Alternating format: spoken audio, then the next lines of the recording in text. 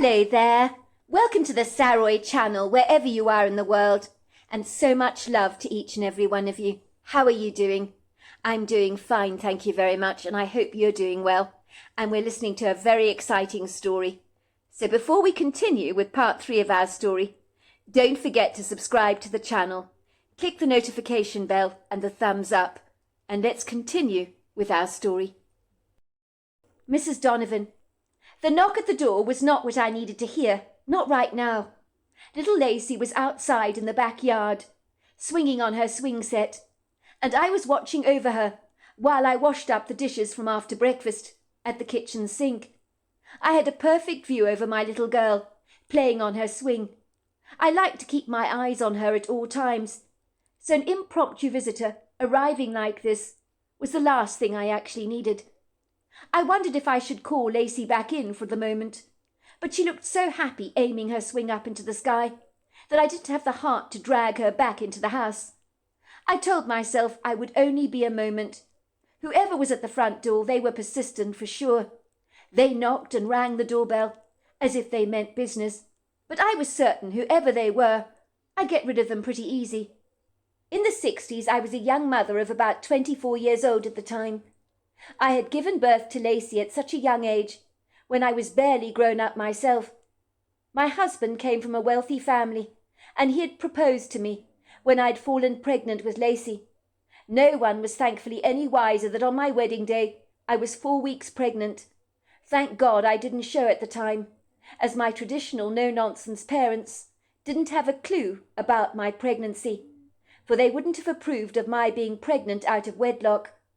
I do not kid when I say that if my father had known the horrifying truth, he would probably have disowned me then and there, quite literally. My father was very old school and old-fashioned in that regard, and I hate to even consider how he might have reacted back then, had he been privy to my secret that I'd successfully managed to keep cloak and dagger from him. And when Lacey was born, my father was none the wiser that she'd been conceived before I actually got married.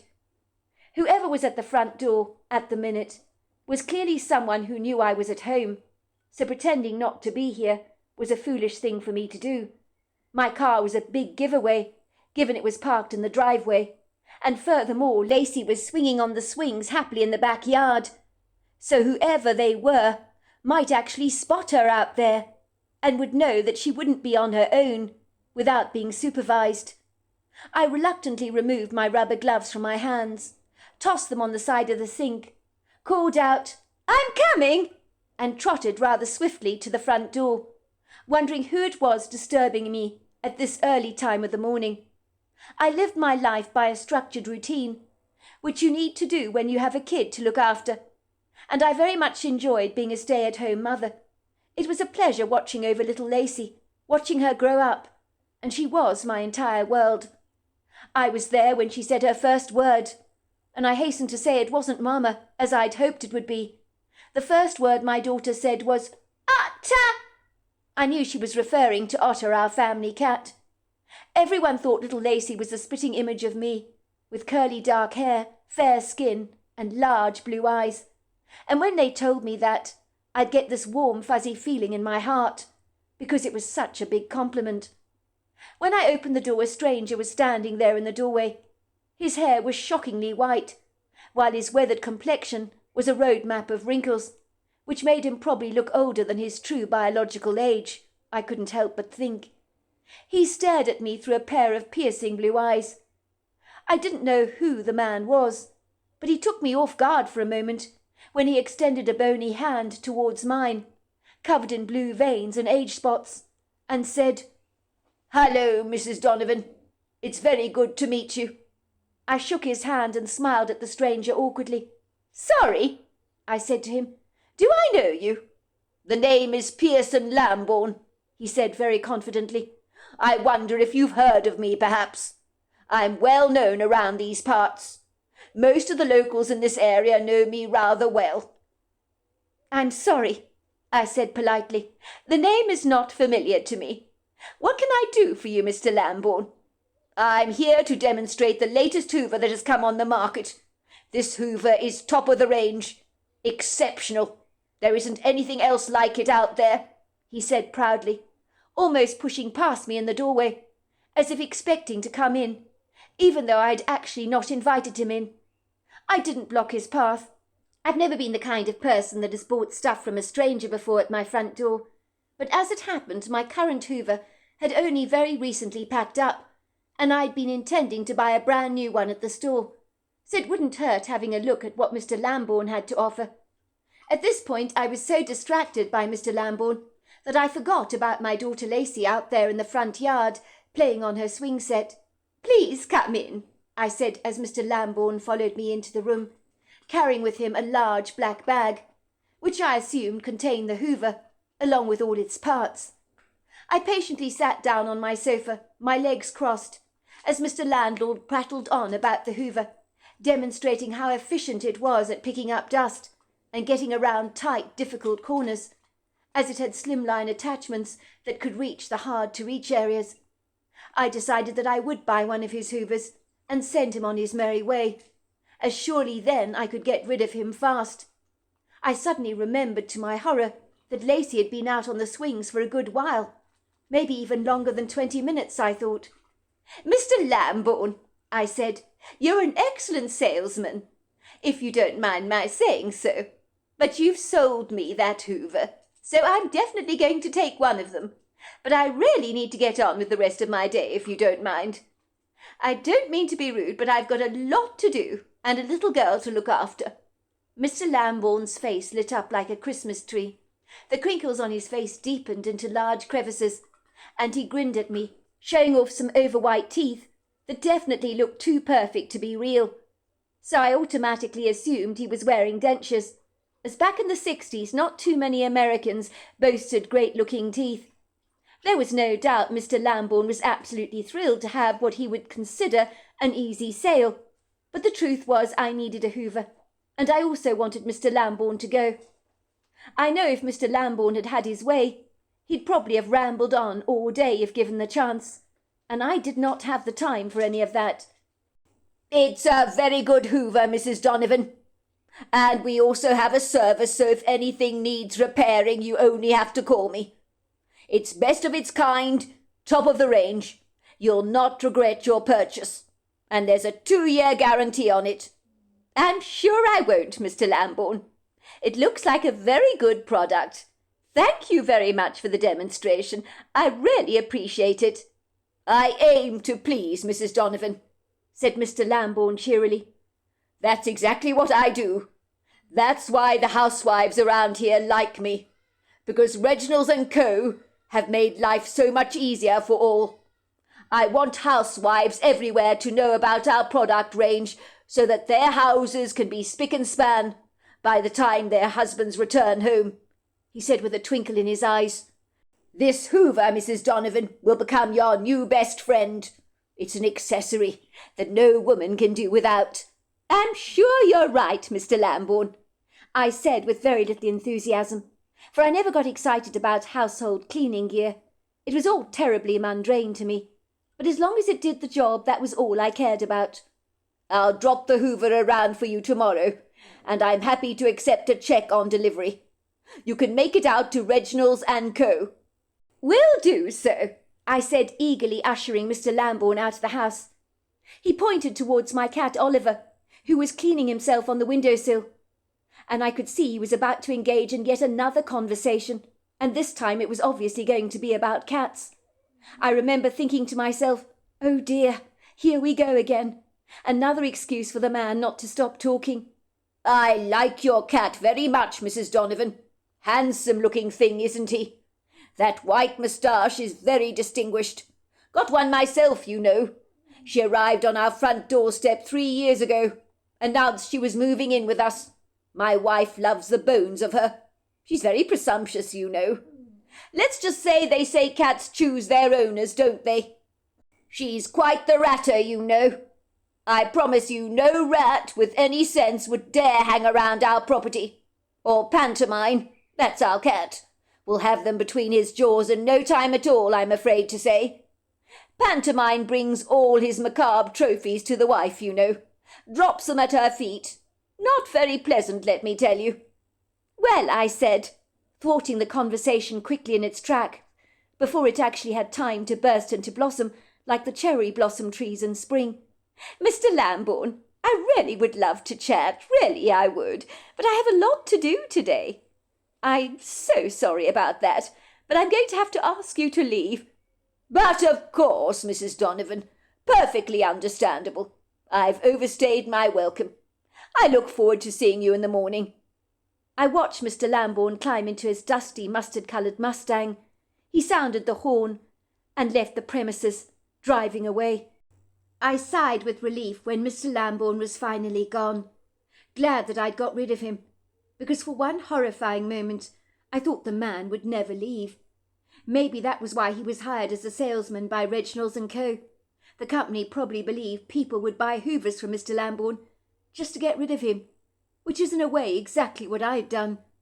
I needed to quickly return to the dishes that were still soaking in the kitchen sink, and the soapy water had probably turned cold by now. There was so much for me to do, and after Mr. Lambourne's impromptu visit, I still had to do my grocery shop and visit the library to pick up a book from my husband, and later I intended dropping Lacey off to play with her best friend. It felt as if my whole day had been uprooted, like a tree pulled out from its original spot and being planted somewhere else in the yard.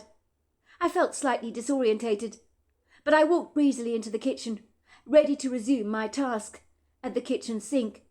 It had been a while since I'd seen my little girl, but knowing Lacey as I did, she was probably keeping herself busily entertained in the backyard. She loved that swing set of hers, and never tired of using it. And if she was no longer swinging, she was probably running around the backyard, playing with Annie, her doll, and talking to her invisible friend. I opened the door briefly, glancing towards the swing set, but Lacey was not there. Her doll Annie was lying on the ground next to the swing, which was an ominous sign. Lacey went everywhere with her doll. She'd never leave it lying in the dirt like that. Where was she, I wondered. At this point, I wasn't panicking. I was certain Lacey was around somewhere. She had to be. She knew she wasn't allowed to venture beyond our white picket fence, into the woodgrove behind our property. I had warned her about the dangers many times. So where was she? "Lacey, where are you? Where are you?" There was no response. Instead, it was hauntingly quiet. Far too quiet. And that was when the panic set in for me, when I had a profound sense that something was horribly wrong. Let me assure you there is no worse feeling in the entire world as when your child suddenly disappears or goes missing, as all kinds of horrifying scenarios come thundering into your mind that you certainly don't want to be entertaining. Had she been abducted? Surely not. This was a safe area. I always told Lacey never to talk to strangers. Did she wander off the property, onto the road perhaps, where she could potentially get run over by a passing car? Or what if she'd wandered into the woods on her own? But I had told her on numerous occasions never to leave the property. So where on earth was she? Maybe she was in the house. But then again, she wasn't tall enough to reach the doorknob, to open the kitchen door, to get into the house in the first place. What should I do? Did I call my husband at work? Did I call the police? Or did I go looking for Lacey? Time was of the essence, and so I decided I needed to look for her first. Maybe I'd find her. She couldn't have got very far. Lacey was a good girl, so why had she wandered off like this? What if she was abducted? A little voice whispered warningly into my head, but I immediately pushed it away, for in our serene, tranquil rural neighbourhood, crime was pretty much unheard of, so of course no one had snatched my daughter away. My first port of call was to run to the road, because a car knocking my daughter over was my greatest concern. But I was relieved to see there was no sign of her on the road, so I did feel a profound sense of relief. I dashed back to the house, checking every single room, but Lacey was nowhere to be found. I knew the only place she could possibly be was in the woods. She claimed her invisible friend, the bear man, lived in the woods. So maybe that was where she'd gone. I knew then if she was in the woods I would probably find her. I mean, where else could she possibly be? Ethan. Me and Daniel clandestinely hid behind the tree, watching for the perfect moment to sneak into Mrs. Donovan's backyard. I was so relieved to see her go and answer the door. She was in the doorway talking to the Hoover salesman, Mr. Lambourne. I knew all too well that Mr. Lambourne would not give Mrs. Donovan time to breathe, quite literally. The man could talk the tail off a donkey. "Quick!" I whispered to my brother, giving him a firm nudge. "Now is the moment." My brother and I dashed through the trees, climbing over the white wicker fence, and ambling over to little Lacey, who had not even seen us, as she was singing to herself happily, and pushing the swing high up into the air with her tiny little legs. Jack and Jill went up the hill to fetch a pail of water. Jack fell down, broke his crown. Jill came tumbling after. "Hello, Lacey," I said. Lacey turned around to look at me and my brother. She knew us well, as Mrs. Donovan was good friends with my mother, and would frequently pop over to our house once a week, bringing Lacey along with her, where 5 women would get together at my mother's home to knit squares for blankets that they would give to a charity that provided blankets for the poor. The rendezvous for the 5 women was called the Knitting Circle, and it was on these occasions and at church that I would bump into little Lacey, who was always pleased to see us, so she definitely didn't regard us as strangers. "Hello, Ethan," she said to me, her eyes brightening. I rather suspect, being an only child, Lacey got rather lonely at times, so I felt quite sorry for her actually, and our impromptu arrival in her backyard seemed to rather please her. Lacey was a girl of very few words, but I could tell she was genuinely surprised to see us, on her own home turf, as we'd never really been to her house before, apart from the time the Donovan family hosted a big barbecue for Mrs. Donovan's birthday bash a couple of years back. "Hello, Lacey," I said again, with a big grin on my face. "You do remember me and my brother, don't you?" Lacey nodded. She looked at us through wide, blue, curious eyes. "Do you like lollipops?" I asked her. "I've got one, you know." Lacey grinned and nodded enthusiastically. I knew that Mrs. Donovan didn't encourage Lacey to eat sugar. She was worried her daughter might get cavities, so mentioning a lollipop to Lacey was like telling a dog that you had a bone for it. She was almost drooling. "But I'm not allowed sugar," said Lacey. "But I like lollipops, Ethan, I really do, but Mummy won't let me eat them 'cause she says they will rot my teeth." "I tell you what, Lacey, your mum doesn't need to know about this," I said, pulling out a big lollipop from my pocket and waving it enticingly towards her. "We could go into the woods and eat it in there, and your mummy will never know. Then you can come back to your swing afterwards, and your mum will be none the wiser. What she doesn't know won't hurt her. Don't you want a lollipop, Lacey?" I said, putting the lollipop under her nose in order to tempt her. And my artfully seductive ploy seemed to be working, because Lacey's large eyes lingered on the lollipop for a little too long, suggesting that the temptation of all that sugar might mean she could be lured away from the swing set in any second.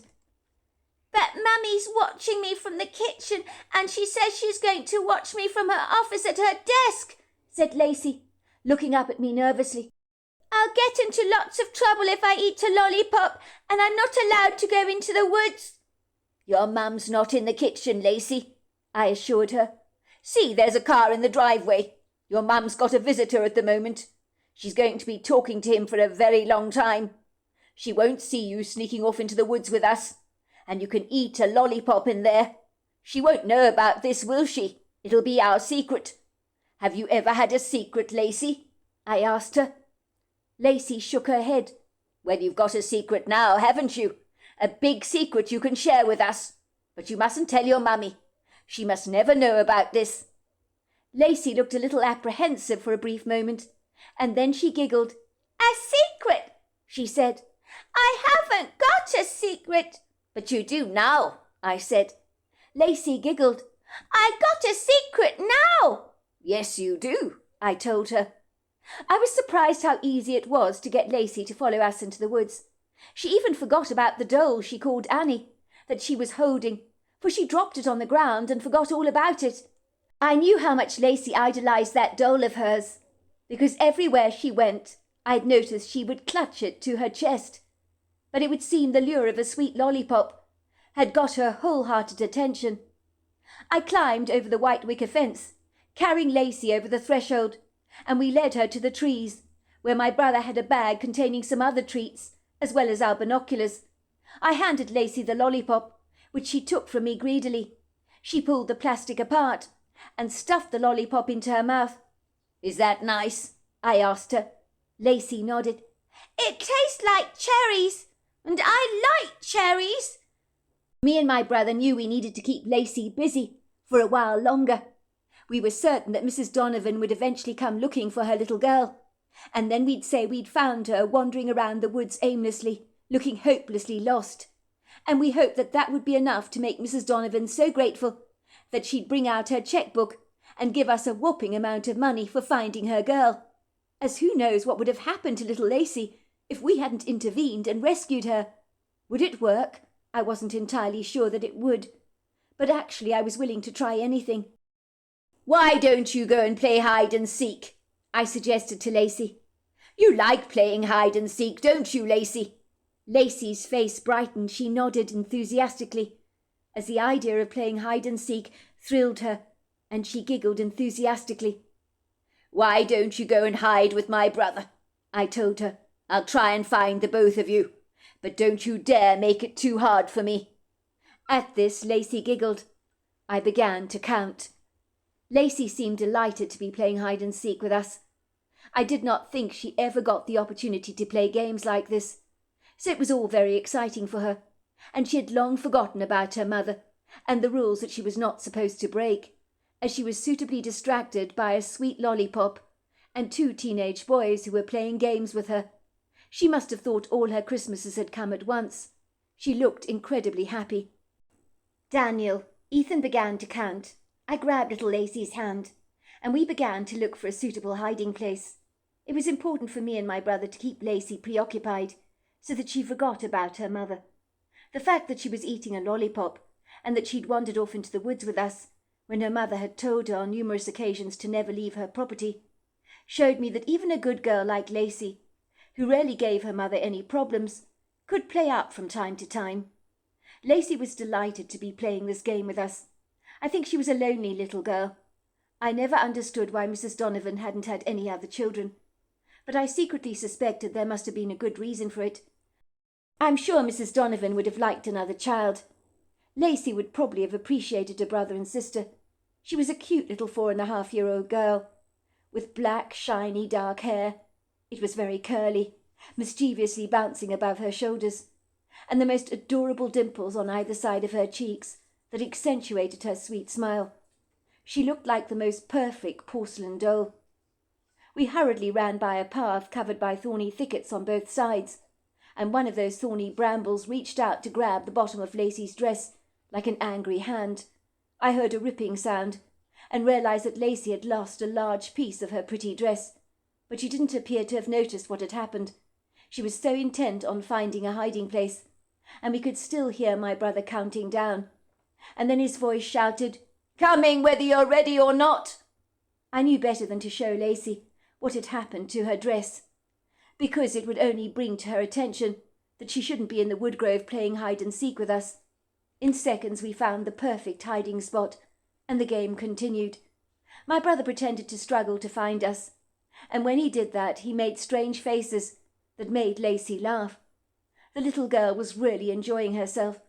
Me and my brother took it in turns to hide with Lacey. At one point when I was hiding with her, I absolutely knew we were not alone. The feeling of being watched was so palpable. I was sure of it. I began to inwardly panic. I certainly didn't want it to get back to Mrs. Donovan that we'd lured little Lacey into the woods on purpose, because we could be accused of abducting her daughter, and even though that was exactly what we were doing in a manner of speaking, there was nothing insidious about our motives. That's what I assured myself anyway. Mrs. Donovan would be reunited with Lacey in any moment.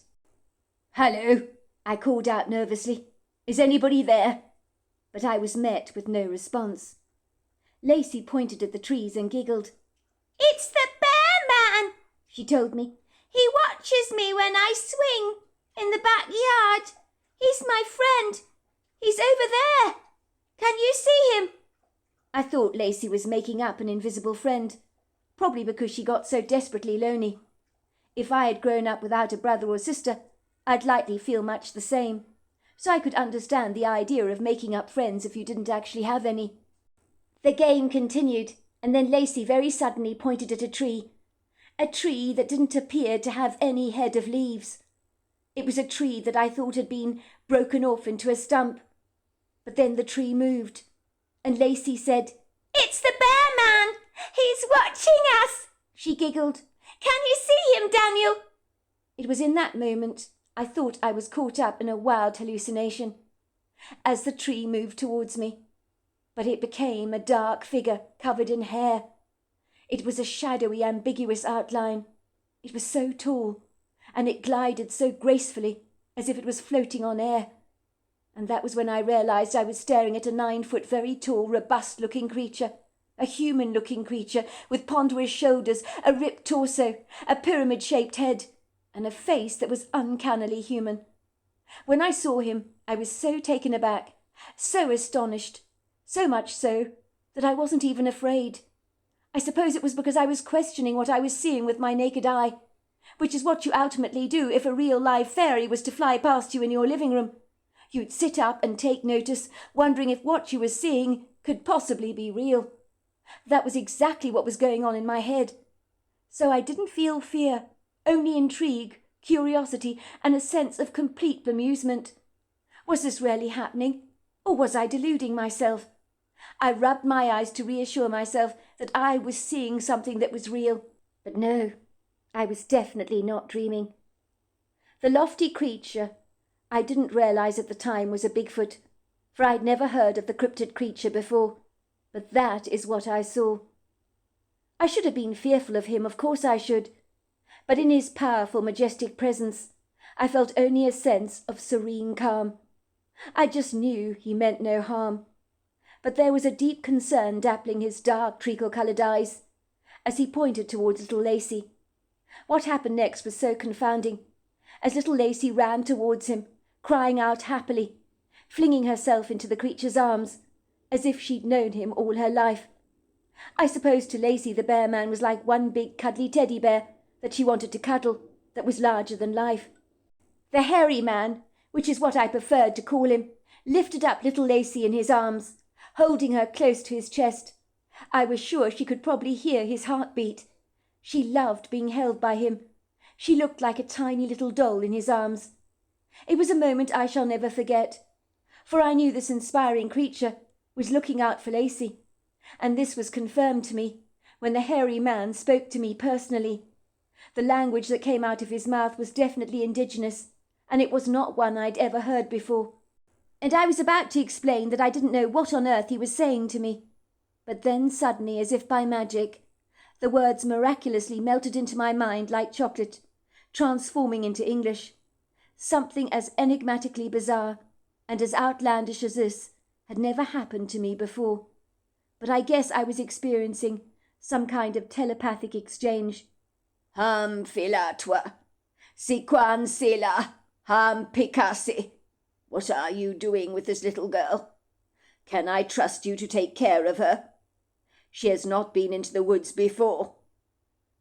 We're just playing with her, I assured the hairy man, who looked at me with a measure of scepticism, and then he seemed to decide to trust me, for he said, "Mind you take care of her. She's my little friend." And then he simply glided away. At this point, me and little Lacey had been so distracted by the hairy man that we failed to see my brother Daniel approaching us. He looked surprised to find we weren't hiding. "Ah, I've found you. You've made this very easy for me. You didn't exactly do a good job in hiding yourself. You're not losing interest in the game, are you?" "No, we're not. We didn't hide. 'Cause we were talking to the bear man," Lacey explained. "Weren't we, Daniel?"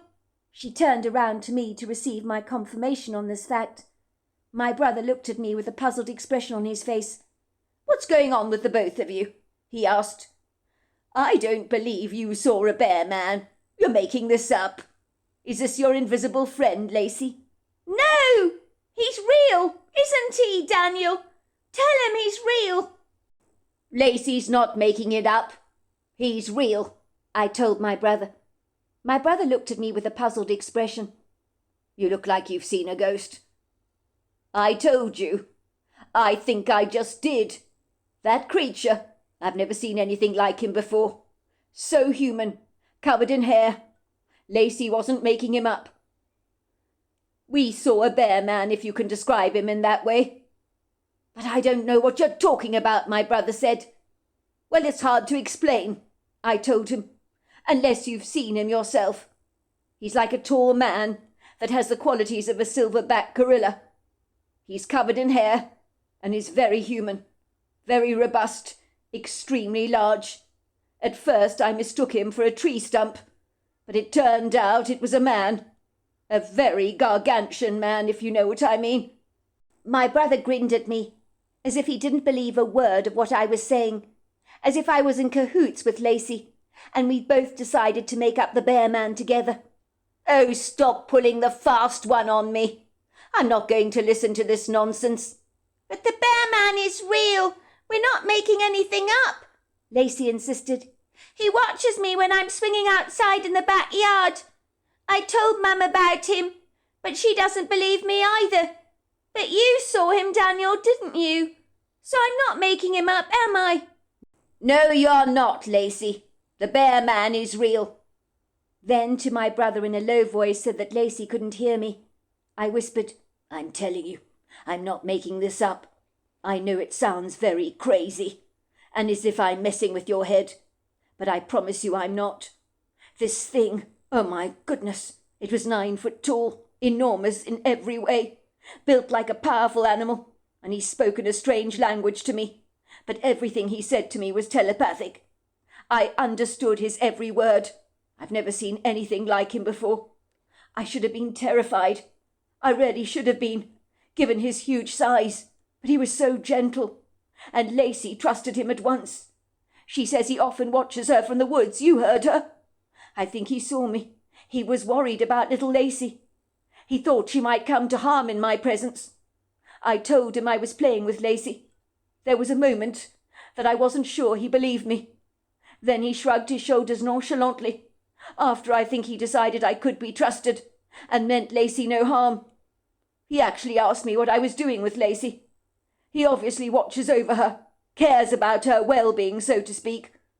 I guess he's never seen me before, and wondered what on earth I was doing with her in the woods. I guess he was ensuring I meant her no harm. I got the impression he was evasive and shy, really. Before my brother could respond, we heard Mrs. Donovan's terrified voice. I suddenly felt convicted in my spirit, knowing that what me and my brother had done had been terribly wrong. What the hell had we been thinking? The sound of Mrs. Donovan's terrified voice fractured every nerve in my entire body, filling me with such a dreadful guilt. What had I done, suggesting my brother to go through with this insane plan of mine? Even if it worked, it felt wrong. Mrs. Donovan sounded very distressed, and rightly so, as any mother would be in her shoes, if their little girl seemed to have gone walkabout, and appeared to have gone missing. "Lacey! Lacey! Lacey!" she cried out. Moments later she caught a glimpse of us with her daughter, and came rushing towards us, her face washing with relief. This was supposed to be our quintessential moment, when me and my brother proudly announced that we had found Lacey wandering around the woods aimlessly, and had come to her rescue. But for a moment no one spoke, as Mrs. Donovan treasured the moment, dropping to her knees, her orange dress meeting the dark earthen floor. She enveloped Lacey in a warm hug, as tears of relief poured down her pale cheeks. "Lacey! What on earth are you doing here in the woods? How many times have I told you not to come in here? You know it's dangerous to wander off on your own. I didn't know you could get over that white wicker fence. How did you manage to do that?" "I was just playing hide and seek with Ethan and Daniel," Lacey explained. Mrs. Donovan looked at us, her eyes narrowing suspiciously. "What the hell were you boys doing in the woods playing with my little girl?" she asked us. "It's not what you think, Mrs. Donovan," my brother said, his face blushing red. "Daniel and I were taking a walk in the woods. We stumbled across little Lacey over here. It seemed she was horribly lost and rather afraid. She didn't seem to know how to find her way back home. What on earth is this horrible red sticky stuff over your lips and on your tongue? Your tongue is bright crimson, said Mrs. Donovan, studying her daughter closely. Goodness gracious me, and your dress as well. You've torn it from the back. There's a chunk missing. Your grandmother made that dress for you, Lacey. Why did you mess it up like this? I'm sorry, Mummy, said Lacey, hanging her head in shame. Ethan said I could have a lollipop. I know I shouldn't have had anything sweet, but it was just so nice, Mummy. Mrs. Donovan, said my brother, I apologise for giving your daughter a lollipop. It has made rather a mess. All over her face, I'm afraid. We were bringing Lacey back to you. She was wandering around the woods, as I was saying. We could tell she was dreadfully lost. Mrs. Donovan barely heard what me and my brother were saying. She looked somewhat annoyed, and yet heartily relieved at the same time. I don't know what is going on here, Ethan, but if what my daughter tells me is true, and you were playing hide-and-seek in the woods, I am not very happy about that. Because if you could see my little girl was lost, you should have brought her back home to me at once, not delayed anything by playing games in the woods. You should have brought her home at straight away. I just don't understand this. Didn't it occur to you that I'd be frantic with worry if I couldn't find my little girl? You have no idea what I've just been through. I don't know whether to thank you for finding her or to be very frustrated with the both of you. I suppose I should be grateful that you ran into Lacey in the woods like that. It is a good thing you did. But not bringing her back straight to me in the circumstances when you knew I would be worried, surely you knew that, is irresponsible to say the very least. I've been running around in circles, frantic I've been, wondering where on earth little Lacey is, whether she's alive or dead, or God forbid someone has abducted her. I thought she could have ventured out into the road, you know, got run over by a car. I searched the house top to bottom and went looking for her in the woods. I was wondering if I should call the police or not. I was panicking so much. You stumble across her in the woods lackadaisically and encourage her to play with you. Shame on you. That's what I say. So there we are. That is the end of part 3. Part 4 is tomorrow night. I look forward to you joining me then. Until next time, goodbye and good night.